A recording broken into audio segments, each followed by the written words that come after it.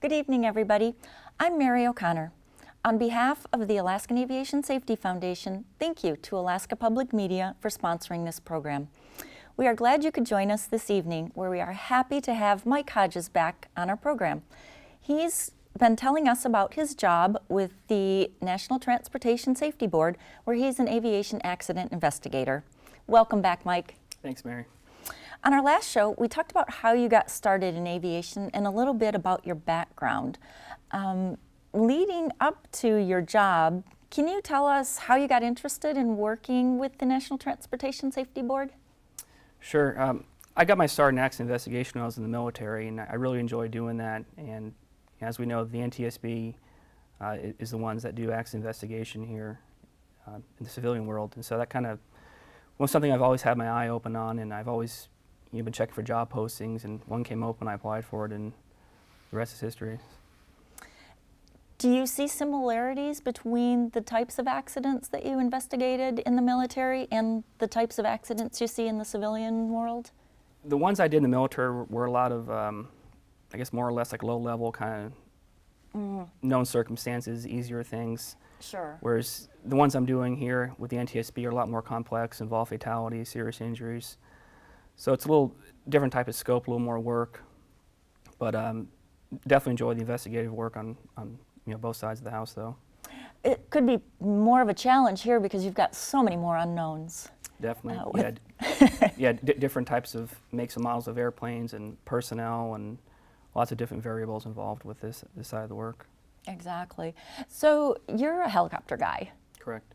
Do you also investigate fixed wing accidents? I do. Yep. I've done the whole spectrum since I've been here. I've done airplanes, helicopters, gliders, balloons, waist shift control, airplanes, kind of the whole spectrum since I've been here.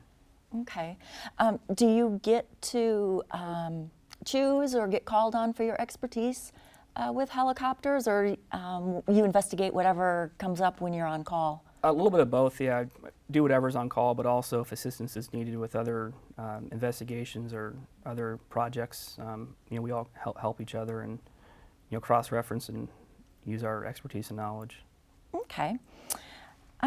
Going back to your experience both with the NTSB and with your life in the military, was there one best experience that helped prepare you for this job, or one thing from your background as an aviator or in school?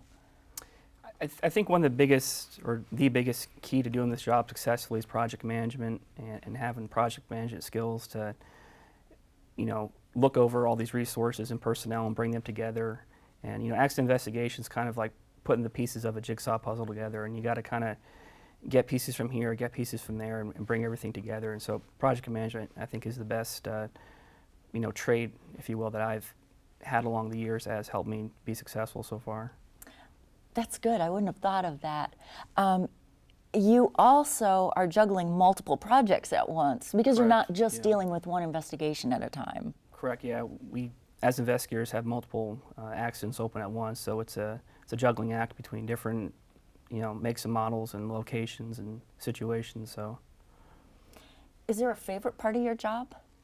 I really enjoy the problem solving. The taking a problem and looking at it and dissecting it and being very methodical in depth and looking at everything. And then I enjoy working with the people, of course. But the biggest thing I enjoy the most is the safety, the advancement of safety, if you will, and doing things like outreach and safety recommendations and safety alerts. And I think that kind of makes everything to come together and puts it out there for the public so they can use it. Oh, good. The proactive part of it. Definitely. Okay. Definitely. Do you have any one piece of advice for somebody who's looking for a job someday with the NTSB, whether they're already a professional pilot or if they're still in school or just learning to fly? Would you have any career advice?